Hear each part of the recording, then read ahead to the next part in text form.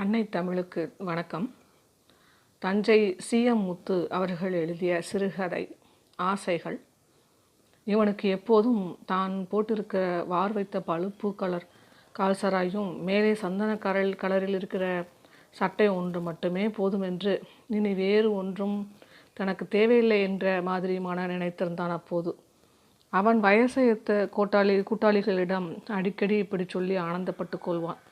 ஏலே பரமசிவம், நான் இப்போ இருக்கிற மாதிரியே இருந்துட்டா போரும்டா, வேறு எனக்கு ஒன்றுமே வேணாம்.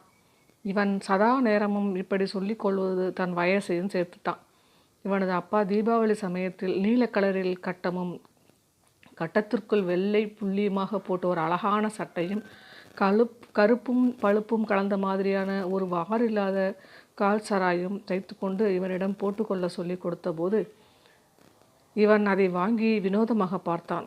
இதை போட்டுக்கொண்டால்தான் முன்னை காட்டிலும் கொஞ்சம் நன்றாக இருப்போமோ என்கிற மாதிரி பார்த்தான். அப்போது கூட இவன் அந்த புது சட்டைகளை போட்டுக்கொள்ளவில்லை. தெரு பயல்களிடம் அது பற்றிய தகவலை சொல்லியதோடு, அப்பா வாங்கி வந்த அந்த புது சட்டைகள் பிடிச்சிருக்கா என்று அவைகளை காட்டி கேட்டபோது, டே ஜோரான சட்டடா, போட்டால் உனக்கு எப்படி இருக்கும் தெரியும்ல, போட்டுக்கடா என்று பயல்கள் குசிபடுத்தி சொன்னதை சாக்கா வைத்தும் தானாக ஒன்றும் அந்த சட்டையை போட்டுக்கொள்ளலை என்கிற மாதிரி நினைத்து போட்டுக்கொண்டான். சட்டைகளை போட்டுக்கொண்டதும் இவன் சும்மா இருக்கவில்லை. இது நல்லா இருக்காமா, இது நல்லா இருக்காமா என்று முதலில் அம்மாவை கேட்டான். பிறகு அப்பா, அக்கா, தங்கை, அண்ணன், தம்பிகள் என்றெல்லாம் மாறி மாறி கேட்டுவிட்டு திருப்பயல்களிடம் கேட்டான். நீ இப்போ ரொம்ப ஜோர்டா என்றபோது இவன் அந்த வார்த்தைகள் மயங்கி போனான். அது உண்மைதானோ என்று ருசிப்படுத்தி கொள்வதற்காக தன்னை ஒரு சின்ன கண்ணாடி கொண்டு பார்த்தான். அந்த கண்ணாடி அப்போது சட்டைகளோடு தன் முழு உருவத்தையும் பார்க்க தோதானதாக இருக்கவில்லை. அதை மேலும் கீழுமாக அசைத்து பார்த்தான். அப்போதும் கூட முழு உருவம் கிடைக்கவில்லை. ஒரே சமயத்தில் எந்தவித கஷ்டமும் இல்லாமல் தன்னை பார்க்க தோதானதாக ஒரு கண்ணாடி இருந்தால் எப்படி இருக்கும் சிலாகித்து அந்த ஆசையை அப்பாவிடம் வெளிப்படுத்தின போது அவரும் மறுக்காமல் ஆள் உயர கண்ணாடி ஒன்று வாங்கி கொடுத்து விட்டார். அப்பா அந்த கண்ணாடியை வாங்கி வந்து வீட்டில் வைத்த நிமிஷத்திலிருந்தே அதை வினோதமாக பார்ப்பதற்கென்று ஒரு கூட்டமே கூடிவிட்டது. வினோதமாக பார்த்தது போலவே வினோதமாகவும் விமர்சித்தார்கள். அதில் தங்கள் அழகுகளை பார்த்து திருப்திப்பட்டவர்கள் தானும் அது மாதிரி ஒன்று வாங்கிவிட வேண்டும் என்று முடிவு செய்து கொண்டு போனார்கள். முன்பு அப்பா தைத்து கொடுத்த வார் வைத்த அந்த பழுப்பு கலர் கால்சராயும் சந்தன கலர் சட்டையும் இப்போதெல்லாம் சுத்தமாய் அவனுக்கு பிடிக்கவில்லை. அது வெளுத்தும் நைந்தும் கிளிசலாயும் பக்குவத்தில் இருந்தது என்கிற மாதிரியும், தான் இப்போது கொஞ்சம் வளர்ந்த நிலையில் அந்த சட்டைகள் தன் உடம்புக்கு தோதுவிடவில்லை என்று ஒதுக்க ஆரம்பித்தான். இவன் இப்போது கொஞ்சம் வளர்ந்த நிலையில் சிந்திக்க ஆரம்பித்திருக்கின்ற விஷயம் இதுதான். மற்றவர்கள் மாதிரி தான் கல்யாணம் பண்ணி கொண்டு விடக்கூடாது. ஒரு பெண்ணுடன் சேர்ந்து போவதை காட்டிலும் மறுவறுப்பு உலகத்தில் வேறில்லை. தனக்கு மனைவி இருக்கக்கூடாது, குழந்தைகள் இருக்கக்கூடாது. அப்பா, ஐயோ இதென்ன அப்பா, ஒரு ஆண் பிள்ளையை அப்பாவென்று அசிங்கப்படுத்தி கூப்பிடும் முறைச்சே. அப்பாவும் வேண்டாம், அப்பாவாகி தாத்தாவாகி கிழவனாகி மற்றவர்கள் ஆகி மாதிரி நாமும் செத்து போய்விடுவோம். உலகத்தில் பிறந்தது சாவதற்குத்தானா? நான் சாக மாட்டேன். நான் அப்பாவாக மாட்டேன். தாத்தாவாக வேண்டாம். கிழவன் என்று யாரும் என்னை சொல்லவே கூடாது. அப்பாவானாலும் கூட பரவாயில்லை சாமி, தாத்தா ஆயிடக்கூடாது, கூடவே கூடாது. தாத்தா இதென்ன அசிங்கம்? தாத்தா அப்புறம் கிழவன், ஐயோ இதெல்லாம் வேண்டாம் வேண்டாம். நான் இப்படியே இருந்துக்கிறேன். இந்த பருவத்துடனே பயல்களுடன் விளையாடி கொண்டிருந்தால் எத்தனை சந்தோஷம். மனதுக்குள் இப்போது இருக்கிற திருப்தியும் சந்தோஷமும் இருந்துவிட்டால் போதும் என்று நினைத்தவன், பொருள்களாயினும் உலகத்தில் ஜனித்திருக்கிற எந்த வஸ்துக்களாயினும் தேவையே இல்லை என்பதாய் நினைத்து கொண்டான். உண்ண உணவும் உடுக்க உடையும் இருக்க வீடு கூட அவசியமா என்றுதான் ஒரு முறை நினைத்திருந்தான். உலகத்தில் ஜனித்திருக்கவைகளில் மனிதர்களை தவிர எதற்கு வீடு இருக்கிறது? இருக்கிறதோ அவைகளுக்கு கூடும் பொந்தும் புதரும் ஒதுங்கி கொள்ள இன்னும் எத்தனையோ மறைவான வழிகளும் இருக்கின்றன என்று யோசித்து கொண்டபோது தான் அவைகளைப் போல் தனக்கும் ஒரு வீடும் அவசியம் என்பதை உணர்ந்து கொள்ள முடிந்தது.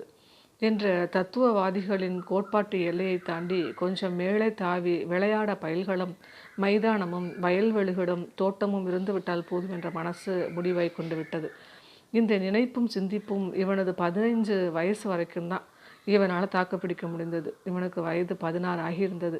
இந்த பருவத்தில் தான் நெஞ்சில் இத்தனை நாளும் நினைக்காத இதெல்லாமோ தேவையாயிருக்கின்ற மாதிரி பட்டது. இன்னதென்று இனம் புரியாத தேவைகள் அது. தான் இத்தனை காலமும் அடியோடு வெறுத்திருந்தவைகளை பற்றியெல்லாம் கூட லேசாக நினைக்கவும் சிந்திக்கவும் ஆரம்பித்திருந்தான். ரோட்டிலோ தெருவிலோ வேறு எங்கனுமோ வயசு பெண்கள் போய்கொண்டிருந்தால் அவர்களையே வைத்தக்கண் வாங்காமல் பார்க்கும்படி ஆகிவிட்டது. மனசால் அவைகளை நொறுக்கிவிட பார்த்தும் முடியவில்லை. மீசை அரும்பு கட்ட ஆரம்பித்ததிலிருந்து தான் இந்த சிக்கல். அடிக்கடி அவர்களை பார்க்கும்போதெல்லாம் மனசை நெருடுகிறது, வியர்க்கிறது, நெஞ்சு பதைபதைக்கிறது. ஏதோ அவர்களிடத்தில் இருக்கிற ஒரு கவர்ச்சியைக் கண்டு மனசு அலைவாய்கிறது. அவர்கள் தனக்கு வேண்டும் போல் அந்த கவர்ச்சியும் அவர்களிடத்தில் இருக்கின்ற நுண்மையும் அழகும் வனப்பும் தனக்கு வேண்டும் போல மனசு துடியாய் துடிக்கிறது.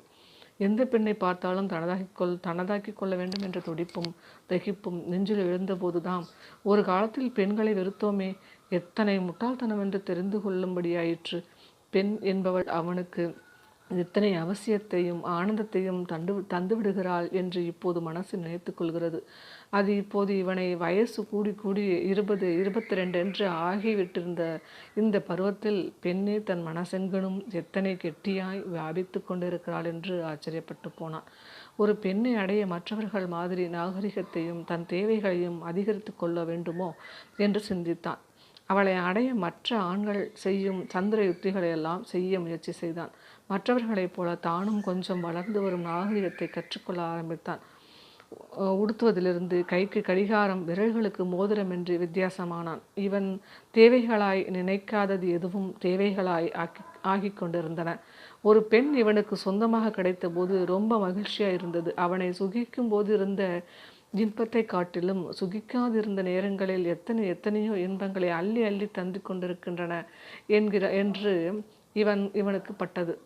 ஒரு பெண்ணுடன் இப்படி இந்த பருவத்துடனேயே இருக்கின்ற இந்த தேவைகளுடனே வாழ்ந்தால் போதும் என்றும் உலகத்தில் வேறு எதுவும் இனி தமக்கு தேவையில்லை என்பதாகவும் நினைத்து கொண்ட போது சந்தோஷமாய் இருக்கிற மாதிரி இருந்தது. மனிதர்கள் வைத்து கொண்டிருக்கிற cycle, motor, car, radio, TV மற்றும் பற்பளவான நூதன பொருள்கள் எதுவும் தனக்கு தேவையே இல்லை என்பதை விடாப்படியாக நினைத்து கொண்டவன் அதெல்லாம் சுத்த ஹம்பக் என்பதையும் நினைத்து கொண்டான். இந்த பொருள்களுக்காகவும் பணத்தை விரயம் பண்ணுவது என்பது சுத்த பைத்தியக்காரத்தனமாகவும் முட்டாள்தனமாகவும் என்றும் நினைத்து கொண்டான். இந்த மாதிரியான இவளின் நினைப்புகளையெல்லாம் தகர்த்தெறிந்து விடியும்படியான காலகட்டங்களும் சூழல்களும் இவனை விடாப்பிடியாய் தாங்கி கொண்டே இருந்தன. நெஞ்சில் உண்டாகி இருக்கின்ற வன்மமான நினைப்புகளெல்லாம் தவிடுபொடியாகின. இப்போது இவன் ஒரு குழந்தைக்காக ஏங்கி கொண்டு இருக்கிறான் என்பதை இவன் மனைவி கண்டுகொள்கிறாள். அடுத்த வீட்டு குழந்தை, பக்கத்து வீட்டு குழந்தை, உறவுக்கார குழந்தை என்று இவன் ஓரொரு குழந்தையையும் தூக்கி மகிழும் போதுதான் தனக்கு சொந்தமான ஒரு குழந்தை இருந்தால் எத்தனை சந்தோஷமாக இருக்கும் என்று நினைத்து கொண்டான். அந்த நினைப்பு வீண் போகவில்லை. அவளை சுகித்ததால் தரித்த குழந்தை பிறந்து வளர்ந்து மழலை மொழியில் இவனை பா என்று கூப்பிட்ட போது அந்த கொஞ்ச மொழியிலும் ரதத்திலுமாய் மயங்கி போய் அப்படியே உச்சி மோந்து அந்த குழந்தையை அணைத்து கொண்டு அப்பாவென்ற சொல்லில் ஆனந்தத்தை கண்டான். ஆனாலும் தாத்தாவாகி விடக்கூடாது என்கின்ற நினைப்பை கூட இப்போதும் நினைத்து கொண்டான். இவன் வளர வளர இவனது தேவைகளும் வளர்ந்து கொண்டுதான் இருந்தன. இவன் எத்தனை தான் கட்டுப்படுத்தியும் தேவைகள் என்பது தன்னகத்தை அடக்க முடியாது என்பது மாதிரி பற்பல உருவங்கள் கொண்டு வளர்ந்து கொண்டே இருந்தன. இப்போதெல்லாம் தேவை என்பது இவனுக்கு மட்டுமானதாக இருக்கவில்லை. மனைவியின் தேவைகளும் குழந்தைகளின் தேவைகளும் அண்ணன், தம்பி, அக்கா, தங்கை, கிழவர்களாய் போய் ஒடுங்கி குந்திவிட்ட அப்பா அம்மாவின் தேவைகளும் உறவினர்கள், நண்பர்கள் என்கிற பந்துகளின் தேவைகளும் தன்னுடைய தேவைகளே எனவே ஆகிவிட்டன. இவன் அதற்காகவெல்லாம் சிந்தித்து உழைத்தான். இவன் வேண்டாம் வேண்டாம் என்று ஒதுக்கி வைத்திருந்த எல்லாமும் இவனை வந்து சேர்ந்தன. முதலாக தனக்கென்று ஒரு சைக்கிள் வாங்கிய போதுதான் அது அனாவசியம் என்று இவனுக்கு தோன்றியது. அதன் உழைப்பு இவனுக்கு எத்தனையோ சௌகரியங்களை ஏற்படுத்தி கொடுத்ததை நினைத்த போது சந்தோஷமாக இருந்தது. ஒரு நாள் இன்றில்லை, ஒரு மாதம், ஒரு வருடம் சைக்கிள் பற்றிய நினைத்திருந்தான். அதன் போஷாக்குக்காகவும் அதன் அழகுக்காகவும் நிறைய நேரங்களையும் பொருட்களையும் செலவு செய்தான்.